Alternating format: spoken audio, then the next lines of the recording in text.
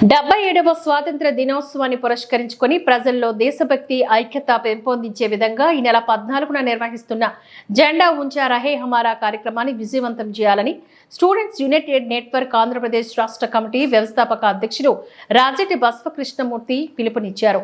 విశాఖ డాబా gardens VGF press club లో సోమవారం నిర్వహించిన విలేకరుల సమావేశంలో ఆయన మాట్లాడారు.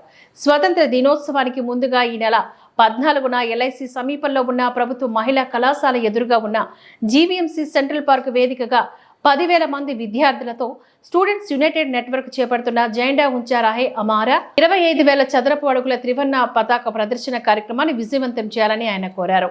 జాతీయ జెండా రూపకర్త పింగళి వెంకయ్య జయంతిని పురస్కరించుకొని ఆగస్టు 2న డాక్టర్ బిఆర్ అంబేద్కర్ న్యాయ కళాశాల వేదికగా జెండా ఉంచా రహే హమారా కార్యక్రమాన్ని ప్రారంభించామని, ఈ నెల 31న పాడేరులో ముగింపు కార్యక్రమం ఉంటుందని చెప్పారు.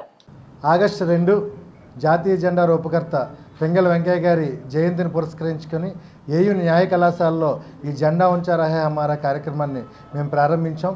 దానికి కొనసాగింపుగా స్వాతంత్ర దినోత్సవానికి ఒకరోజు ముందుగా 14వ తేదీన ఉమెన్స్ కాలేజ్ ఎదురుగా ఉన్న సెంట్రల్ పార్క్ వద్ద జెండా ఉంచా రహే హమారా కార్యక్రమం 10,000 మంది విద్యార్థులతో నిర్వహిస్తూ ఉన్నాం.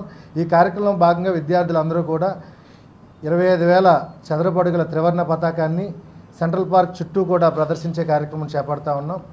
తర్వాత ముగింపు కార్యక్రమం ఆగస్టు 31వ తేదీన పాడేరులో నిర్వహిస్తూ ఉన్నాం. విద్యార్థుల్లో దేశభక్తిని జాతీయ సమైక్యతను పెంపొందించడానికి స్టూడెంట్ యునైటెడ్ నెట్వర్క్ గత 15 ఏళ్ళుగా ఈ కార్యక్రమాన్ని నిర్వహిస్తూ ఉన్నాం.